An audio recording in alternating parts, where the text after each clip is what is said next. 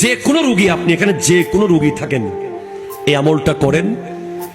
এই আমলটা করলে ইনশাআল্লাহ তাআলা, আল্লাহ তাআলার কোরআনের আয়াতের ওসিলায় আপনার যে কোনো রোগ ইনশাআল্লাহ সুস্থ হয়ে যাওয়ার সম্ভাবনা আছে।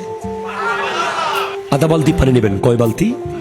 আধা বালতি পানি নেবেন। ওই আধা বালতি পানি বাথরুমের ভিতরে না, বাইরে পরিষ্কার জায়গায় রাখবেন। ভিতরে হাত ঢুকাবেন।